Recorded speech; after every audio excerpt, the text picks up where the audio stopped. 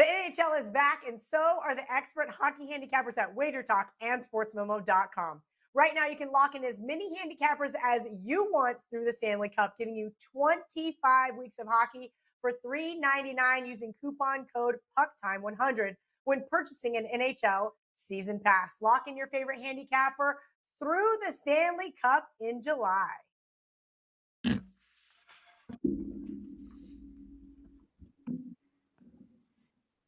What's up, guys? Happy Friday. Welcome back to Puck Time on WagerTalk TV. I am Andrew McInnis, joined by Carmine, Bianco, and Mr. Dave Koken. We have just one game to go over today, so we're going to try and keep things light, talk about the league in general, talk about the game tonight, and maybe just scroll over a few of the games for tomorrow and discuss some of our thoughts on those games. But Carmine, I'll bring you in, man. How was your night? Night was good. NHL was pretty much a wash, a split, but it could have been much better if the Islanders, who had a 3-0 lead at the end of the first, didn't absolutely implode.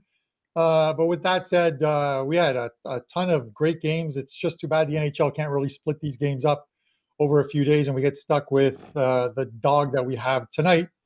Big congrats out to Buster, Don Buster of Sports Memo. He hit his 5% play with the Arizona Coyotes, who found a way to solve Gibson in net, who again was standing on his head.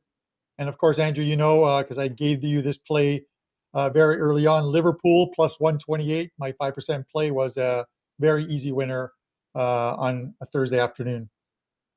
Yes, congratulations to both Carmine and Buster cashing their 5% best bets. And both Carmine and I had a piece of Arizona as well. And stressing out John Gibson. I think, Dave, I saw you make a tweet yesterday just saying that, man, if only John Gibson was on a team that was somewhat of a contender and not the team that he's on. He's just a talented goaltender, Dave.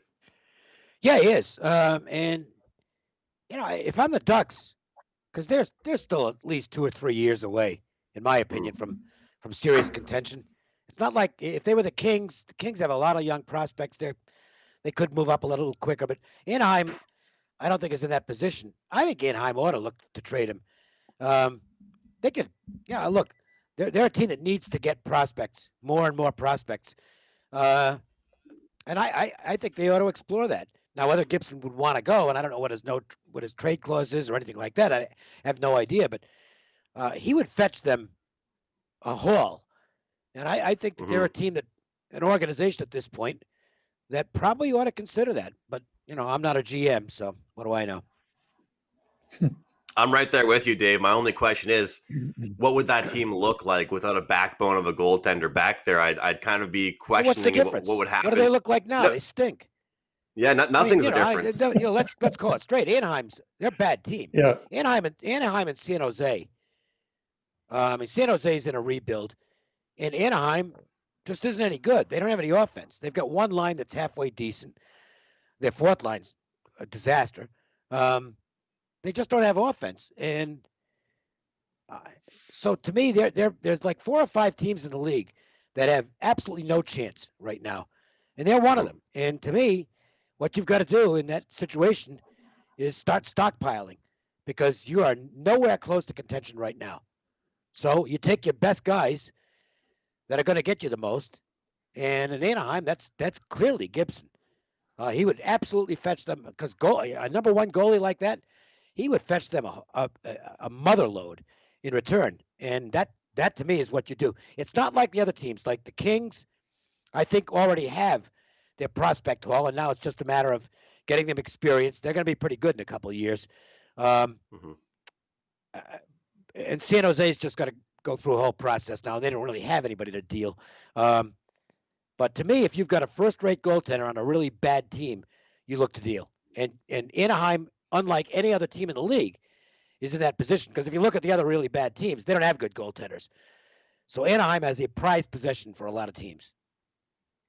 I agree. He would be a great addition for any team. And to Dave's point, besides that one line, they are not talented at all. And regretfully so, guys. I think I said at the start of the year, I want to back the under on so many Anaheim Duck games. And I haven't quite gotten to the window with them yet. And I'm not really sure why, because they are playing to the under in the large portion of their games. They're all being 2-1, 3-1 style games, especially with John Gibson in net. Dave, before we get to Carm for his little promotion he has for today, I know you've been red hot across the board and great start to 2021, but let's hear it, Dave. Give us the stats. Well, the hockey's interesting because we're up like, what is it, 20, let me get the exact number, plus 22 units already in hockey. 13, I think it's 13-5. And I have yet to lose a game in regulation. So, 18 games, 0 losses in regulation. So I think I'm making pretty good reads, and I expect it to continue. I will not have a play tonight. And I don't have anything yet for tomorrow, but I'm selective. I don't play a lot of games. 18 plays so far is not very many. But if you're looking for a low volume guy and a high percentage return, I guess I'm your man. Good stuff there, Dave. I wish I could say the same thing about myself right now. 0 for 5 in games I've picked that have gone to overtime, whether it's a shootout or overtime. I just can't catch a break right now. And the Islanders yesterday blow a 3-0 lead. So those are the kind of breaks that are happening to me at this moment. So hopefully get rid of those breaks and get some of these overtime victories to go in my direction. But Carmine, you do have a coupon code to mention for us, and then we'll dive into tonight's game. Yeah, that's an impressive record, Dave. Those overtime games are killers. Absolutely. It's a coin flip when it's 3-on-3 or a shootout, but fantastic record there.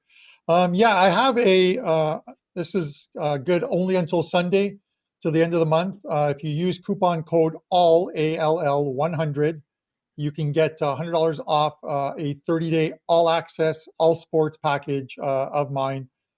Having a fantastic last 30 days at the very least, and obviously great start to the year as well too. Up over, I think 60% bankroll gain in the last 30 days. So and a big February ahead. Obviously, we've got the Super Bowl coming up, but NBA, NHL, and soccer Champions League returns. So there's just a ton of action. You can get all of that for only $249 when you use the coupon code ALL100. So let's dive into it, guys. Tonight's game, Chicago Blackhawks and the Columbus Blue Jackets. Boys, this is just the game of the night. This is just the game that we've all been waiting for all season long for the Blue Jackets and the Blackhawks to meet. But, both these teams trending under big time. Blackhawks for the last 5 gone under.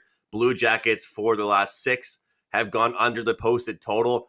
So I'll present it to you first, Dave, when we discuss this game, and just get your thoughts on these two teams individually. But first, start with the Blue Jackets for me. Obviously, they have some new players added to their team, some changes and stuff like that. They're coming off a very interesting win. And I don't know if you guys saw that shootout goal last night, but that was unbelievable. It was a crazy goal, very, very casual. So they had to have some momentum. The Blackhawks, they had a great performance in nets from Malcolm Subban a couple nights ago. Yeah. This team they're scrappy. They're hanging around there. I by no means think this will be a blowout for either team. No, I mean, it usually isn't when Columbus is involved anyway. They play close games. I know Torch said before the season that he wants to open things up a little bit more, get more offense. But they are what they are. They're a team that's built to play defense. They got excellent goaltending, and that's how they win games. I think you're seeing a little uptick with Columbus now because they got rid of the unhappy guy, shipped him off. And probably a happy locker room at this point. The Blackhawks, yeah, they're scrappy. And, when Kane's on the ice, some good things can happen. They've got a very dangerous power play. You don't want to be taking penalties against them. But there's a lot of flaws there. And I know Subban played well the other night, but they're weak in goal. They're really weak in goal. Subban's strictly a backup, and they don't have a number one goalie. It just looks to me like Columbus probably gets a win here, but I'm not really crazy about laying the price. The money has come in on Columbus. Not surprisingly, I think the Blackhawks opened pick them, and that's no longer the case. I don't disagree with the money. It's a no play for me. No interest in it whatsoever as far as an actual bet goes. But I don't want to go. I'm not really particularly interested in going against Columbus either. Carmine, Lankinen is expected to be the goaltender. We haven't seen any confirmations for Chicago. As I mentioned, Subban had a pretty good performance, but to Dave's point, I'm not sure he can really repeat that, and I'm not sure either of these goalies are too great. So it's going to be tough. And we look at this number here as they're plus 120 underdogs. Is there any dog mentality here for you looking for this plus money, or to your point that you mentioned a lot, try and get on a team at the beginning of a little bit of a run? Now we have Columbus playing a weaker team after a quality team victory. Which side are you on here, Carm? Yeah, I'm not completely sold on who the starting goalies are going to be tonight. Like I tend to think, as far as Columbus goes, they've rotated their goalies. So in keeping with that, it would be Korpisalo tonight against Subban. I mean, if you look at the numbers for these, because I'm looking at the total more than anything else, the game almost screams where the book is wanting you at 5.5. The bookies want you to take the over on this game, just because scoring across the league seems a little bit higher, and I'm going to get to that in a second. But you look at the Blackhawks, 3 of the last 4 have gone under the total. I think that's 1-1 at home. Columbus are 3-5 to the over. And the under is 3-1 in their games on the road. And then you look at like Korpisalo so far, 3 of his 4 starts have gone under the total. You look at Subban, both of his starts have gone under the total, albeit his goals against average is 3.93. That's inflated by losing that first game against Tampa. I think it was 5-1, and a total I believe was 6.5 there. So I mean, you can look at the last 10 meetings, but it really means nothing when you go back to like 2019 was the last time these teams met. But the over/under is 3-7 to the over, so it's been an under type series with these two. But again, those stats mean nothing because they were played in 2019 and earlier. It just kind of screams to the over, where much like that Carolina Tampa Bay game, a lot of people were thinking that was going to be a high scoring game. I was a complete contrarian to that. I thought it would be a low scoring game, and it was as low as you can get with a 1-0 final score. As far as scoring across the board, I'm just going to go through some quick numbers. I'm not sure if we have that stat that we might be able to throw up, guys. These are the stats so far through the 4 divisions. You'll see the North leads, obviously up here in Canada. It's cold. We're scoring goals. 6.76 goals per game. The West at 5.68. The East and the Central are pretty much the same at 5.62. So while everyone's talking about this is a new NHL, you got to bet the overs, these numbers clearly show you that that's not the case. They're averaging just over 5.5 goals in 3 of the 4 divisions right now, with Canada the Canadian teams having the highest total there. With that said, if I have to lean anywhere in this game, I'm just going to go under 5.5. It's minus 105 or so right now, and that's probably my play here. That'd be right where I am as well, Carmine, looking at that under, and also a slight lean to this Columbus Blue Jackets team. They're just the better team overall. I liked their team effort yesterday. It's just one game, but I'm not trying to step in front of a team that looked like they had the chemistry. And to Dave's point, I actually read quite a few articles about Tortorella and how I guess he didn't really handle the whole Dubois situation very well, Dave. I mean, it sounded like he was kind of disrespectful towards it as well, not giving the guy a fair shake and not really treating him too well the second that he requested a trade. So I don't think it was just Dubois that was, being kind of the egotist and stuff like that. That's yeah, I mean, exactly. It's not like suddenly out of character for him. Yeah, definitely. That's the Tort that we know. Guys, let's take a look at some of the games for tomorrow. And, just we'll just go across the board. We'll take a look at a few spots here and look at it. But I know, Carmine, you had one that you wanted to start with to go over, so I'll throw it to you. Yeah, well, I'm going to try, and this will be a play at I didn't send it into our group there, but this will be my best bet for the show. So hopefully our guys in the production booth will listen to what I'm saying here and then punch it up at the end of the show. I'm going to preview the Toronto-Edmonton game. These teams played last night. So what do we know after 3 games? That these teams have faced each other. They played 3 times. The Leafs have won 2 out of 3 games so far in this series. Arguably, the Leafs were the better team in all 3 games. Edmonton played one pretty good defensive game and beating the Leafs in that first one 3-1. At this point, I'm going to admit early on, it's only 9 games into the season, but it's a 56-game season, which essentially works out to about 14 or 15 games in an 82-game season. I'm going to admit right now that my preseason thoughts about this Edmonton team competing for one of the top 2 spots is wrong at this point. There's still time for that to change. I understand they have players like McDavid and Draisaitl, but this team did not do anything to replace Oscar Klefbom on defense. They brought in Tyson Barrie. They thought he would be the addition that would help. He hasn't at this point. It's tough to replace that guy. He played 22.25 minutes last year. He averaged 3.37 minutes on the power play, 2.29 minutes killing penalties. How big is that? Well, Edmonton last year had the number 1 power play. Edmonton last year had the number 2 penalty killing. You take a big piece of that team out, and this is why they struggle, because you have guys picking up minutes. I understand, they brought in Nurse, but they just haven't been able to play defensively. And to Dave's point earlier of teams should be looking at probably picking up Gibson, who's a team that could use a goalie like Gibson, who can probably steal you some games when your defense isn't playing as well. The Edmonton Oilers, I'm not sold on their goalies right now. I don't think Koskinen is a player who's going to win them a playoff series, let alone a Stanley Cup, or the other way around, a cup, let alone a playoff series.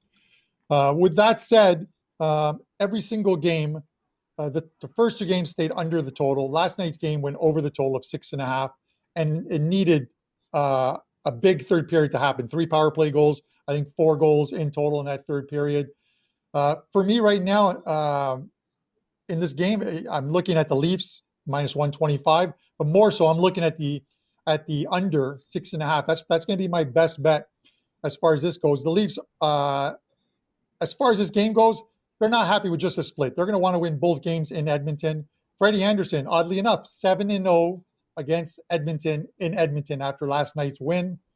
And maybe the Oilers are looking ahead after this game to the fact that they play 4 of their next 5 games against the Ottawa Senators, with the Calgary Flames sandwiched in between a couple of 2-game splits with the Sens. So as far as it is for me, tomorrow it's going to be the Leafs at a short price, but my best bet will be under 6.5.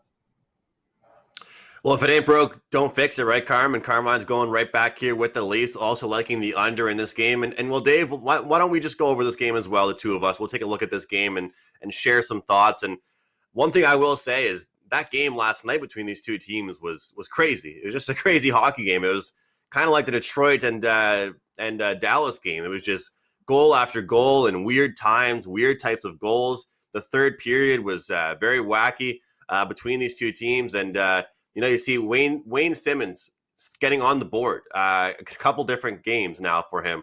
The secondary scoring has been almost the biggest thing that's really impressed me for the Toronto Maple Leafs. And that's been what I've always really preached. And I hate to see it because I hate the Leafs. But for anybody out there as a Leafs fan, I've always said they've got their big 4. They've got their big players that we all know are there. But come playoff time and come big game time, you need to have that secondary option, Ilya Mikheyev or Jimmy Vesey or stuff like that, guys like that to get the job done. And I'm seeing that from those guys. And their defensive efforts looking a lot better. It's getting there. But for right now, Dave, it seems like the same old story. I mean, I love how honest Connor McDavid was in his post-game press conference. I watch a lot of that stuff. I read a lot of the quotes from the players. And he just said, yeah, I didn't like our first period. I didn't like most of our second. Third period, some puck luck went our way, but we had to play better. How does this Oilers team respond right now, Dave, in the next game? I don't really know. I mean, it was a good game last night. At pick 'em, I guess maybe I'd like Toronto, but they're gonna be about $1.30. So I'm not gonna be laying $1.30 on the road. I can tell you that, especially against the team that just lost at home to this opponent. I mean, that revenge, the quick revenge thing is meaningful. It's a real thing right now. I can't give you anything on that game. That's okay. You're right. It's a real thing, that revenge factor, and that's kind of why I might look to stay off. However, I will say, if I could rant for just a second, that Vancouver series, I had a 5% play on Vancouver in the first game against Ottawa, and didn't go back on them in game 2 or game 3. I took my money and walked away, and Vancouver punished them for 3 straight games. Why don't we just go down the list here? We've got the Devils playing the Sabres tomorrow. Opening number here was minus 152 here in favor of the Sabres. The Stars and the Hurricanes. Hurricanes open up as pretty heavy favorites there.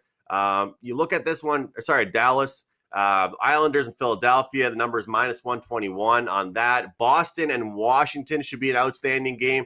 Any of those games kind of appeal to you, Dave? No, I don't want to lock myself in anything because I haven't done any work for tomorrow. None. It's tomorrow. I've got all day, and so, I'm sorry for the viewers, but I just can't give you much. The only thing I will say is I wouldn't be too excited about what Vancouver did at home. Ottawa stinks. Okay, They can't play. They've got no size in front. They get pushed all over the place. That might not be a real good spot for Vancouver tomorrow, going on the road to Winnipeg. So that's one I might be taking a look at with Jets about minus 130. And the Jets are going to be strong up the middle now. And I like teams strong up the middle. I think the Dubois pickup is a good one for them at center ice. So that might be a game that gets some attention.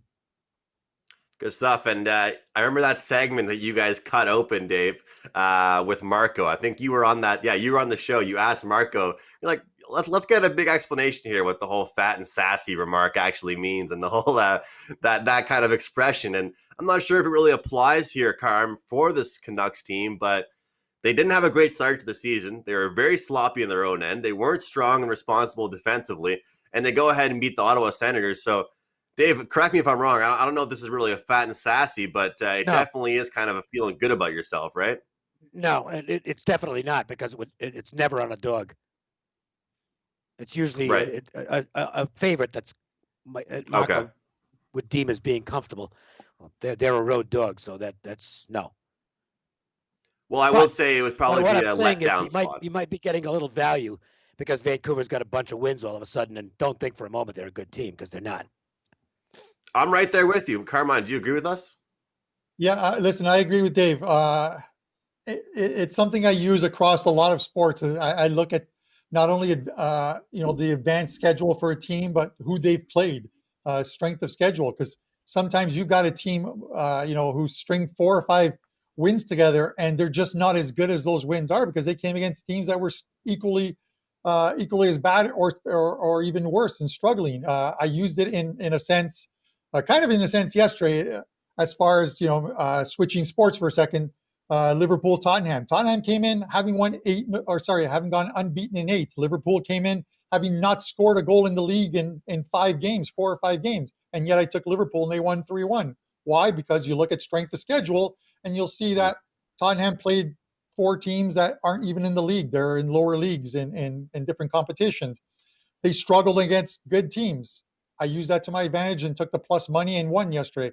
Same with this NHL. You'll look at, as Dave is saying, this Vancouver. They beat up on an Ottawa team. Edmonton is probably going to feel great when they probably beat Ottawa all 4 games, and they have that game against Calgary sandwich in between. I want to see who they play after that Ottawa series to see how good they are. And keeping with that, tomorrow, in all honesty, I am not convinced as of yet. Dave's going to disagree with me right now, but as of yet, I am not convinced on that Dallas looks good 4 games into the season. They beat a Nashville team that I don't think are very good right now. No, I agree with you completely. They struggled against a Detroit team, and now they've got to play Carolina, who Carolina are a very good team. So if you're going to get a low price there, that price is going to be somewhere around minus 130, 135 on Carolina, because of how Dallas is in their last year's Stanley Cup finalists, and they're off to a 4-0 start to this season. So I think it'll be higher. As far as that goes, I'm taking Carolina. I think Carolina will be higher than that. I think they'll be in the 145 range. People know the bettors know how good they are. One other thing on the Vancouver, they just look good against Ottawa. How bad did they look against the Canadians? I mean, the Canadians ran circles around them. The other one that just catches my eye a little bit, and it'll be a steep price, but Tampa Bay's off 2 losses now, and they go home to face Nashville. You might want to batten down the hatches in that one. That could be blowout city. Nashville's not very good. It could be blowout city, but also to your point, Nashville is struggling to score. You could give them 10 power plays right now, Dave. They might score once. They don't This run team is anything on their struggling. power play. This is 3 Exactly. years running There's now. no- You would there's think no they'd get a traffic. power play coach, because Yeah. this has been the 3 years that I've watched this team on the power play, and all they do is move the puck around the outside Yeah. and take shots from the point. It's an awful power play year after year. I don't understand. I guess it speaks to their lack of talent up front. They really don't have scorers on that team, and I'd be very surprised if they make the playoffs this year. I think Nashville's a team heading in the wrong direction. It's sad when a player like Philip Forsberg is having such a good start to the season and there's zero secondary scoring and there's no traffic in front of that on the power plays. All the shots are coming from the outside, just like Dave said, Carm. Yeah, listen, I 100% agree with Dave on this Nashville team. You can go back and look at last year's schedule, the year before that. While they have had some good starts to the season, the minute that team hits the road, they run through these spells of, like, I think last year and the year before, it could be 3 years running straight, where they've run off 7 or 8 game losing streaks on the road as a team, coming after winning at home quite a few games. This team, I just don't know what's wrong with this team. But as Dave said, I know exactly what's wrong with the team. They're not a cup contender. Their power play stinks, and yeah, if you're gonna lay the wood against them, this would be the spot with Tampa Bay, definitely. Oh, and to speak of, you don't know what's wrong with them. Yes, you do. They can't score. They got 2 lines, actually 1.5. One real good line, and that's pretty much it. And the goaltending isn't what it used to be. Rene's not what it used to be, and Saros is okay, but I wouldn't call it a strength. They're just a bit. I mean, they're not a bottom of the barrel team yet, but they're going in that direction. Rene is not bad. I think you put him on a better team, he'd look a lot better to you. Yeah, I don't know. He's getting up there. You know, he's not a kid, and he wasn't good at all last year. He's gotten off to a better start this year, but we'll see what happens when the games pile up. Yeah, that duo struggled last year. Sorry, Carm. Sorry. Just to Dave's point, Pecorino and Saros last year struggled, and that's why it was a merry-go-round between the pipes. Is neither one of them wanted to basically jump forward and take that number 1 spot. It'd just be game after game where one of them allowed 3 or 4 goals, and they'd make the switch, and it was the same thing. It was a merry-go-round. You can't have that between the pipes with goalies. You need at least one solid goalie and a decent backup, which a few teams, much like the Boston Bruins, have. Or the Montreal Canadiens. We could mention them as well, Carm, with their great start to the season that they've had. Just love to see that. Had to kind of slip that in. One more game I want to discuss before we wrap things up, put a bow on this show. I understand, Dave, you said it. You know, that's tomorrow's work. That's for later on. But the New York Rangers are taking on the Pittsburgh Penguins tomorrow. The Rangers are now at home. As Carmine knows, I've been on here on Puck Time every day, you know, complaining about what the Rangers have done for me, complaining about the blown leads that I've seen from them so far this season. Yesterday, I stayed off them. And of course, that's the game that they get the job done, and they find a way to win. Alexis Lafreniere finds the back of the net for his first career goal. What a way to score your first career goal, guys. An overtime winner in that fashion. But I'm still, even though Pittsburgh has been able to pull it off, even though Pittsburgh has been able to come back and rally, they do have that talent still. I still don't trust their goaltending. And I think that this Rangers team needed a confidence boost. Sometimes they just need one win to spark and get your team going. And based off what we've seen now from both these two teams, it's a pure pick 'em. Looking at the DraftKings odds board right now, one of the main boards that has really odds all around for every game, -110, -110, split across the middle here. I would be looking for the New York Rangers. I feel like over the next stretch of games here, they will get better defensively, and they will find their depth, and their scoring will get better. What do you guys think here? I'll start with you, Carm. I will say right off the bat, first and foremost, as far as the Rangers go, in that game yesterday, it stayed under the total. So I'm going to toot my horn in that. They're just not a team for me. I understand you're looking at maybe that win over the Sabres sparks the team. I'm not sold on that as of yet. I think they get a little bit of a break here in the fact that, as odd as this sounds, they're playing a Pittsburgh team who are at least in goal are struggling. Jari did not.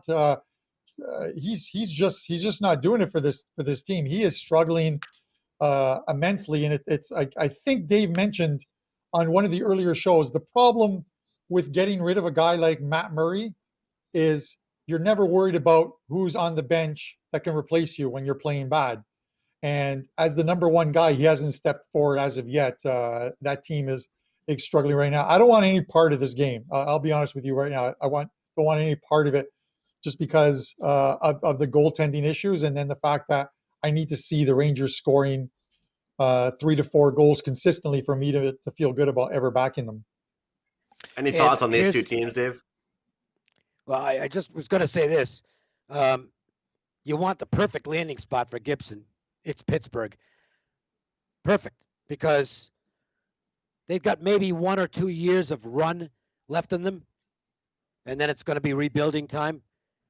Crosby's not getting any younger. Malkin's not getting any younger, and it's just, the sand is going to run out of the hourglass. But right now, you put a good goaltender in that team, and they probably feel like they can make a run. They are not going to make a run with their, I don't believe, with their current goaltending. They'll be a playoff team, but that's about it. That, to me, they ought to be on the phone with the Ducks saying, "What do you want? We'll give you a bunch of draft choices. We need to make a move right now." Maybe I can play their GM. Didn't they just lose their GM? Jim Rutherford, yeah, he resigned. Yeah. And I'm available, guys. There was a rumor, and I'm not trying to break any stories or anything, but there was a rumor going around that the reason why he resigned was that he was actually trying to move Chris Letang, and the ownership came down and said, hey, like, you're not moving him. And he said, if I can't run this team on my own, I'm stepping down. Well, and that's why ownership should keep their nose out of it, because if you can get something needed for Letang, you just do it. I mean, that's what the GM's about. They've done pretty well, I believe, under Rutherford's watch. Very well. By the way, Rutherford, I don't know what kind of shape he's in. He's getting up there in years, but he was a pretty good goalie years ago. Maybe he could step in and be their number one goalie. Dave, before we get you out of here and before we wrap this show up, let us know what we can grab from you at WagerTalk for this weekend. I don't know yet, because I haven't posted anything yet for today. I will. I'm going back to work on basketball, which is doing okay. And I'm sure I'll have hockey over the weekend as well, but I can't predict that future yet because I haven't done the games. It's early out here. We do this show at 8 o'clock my time, and I'm still in the first cup of Java, so I don't know what I'll have up yet. But whatever it is, it's been a really good month. So it should get there for you. You've been doing great, Dave, and we appreciate you coming on this show and being here for us. And for me, this show starts at 12 o'clock, noon time. So we're on completely different ends here. It's almost lunchtime for me, and you're just having your first cup of coffee. Carmine, how are things with you, man? What's going on for the weekend?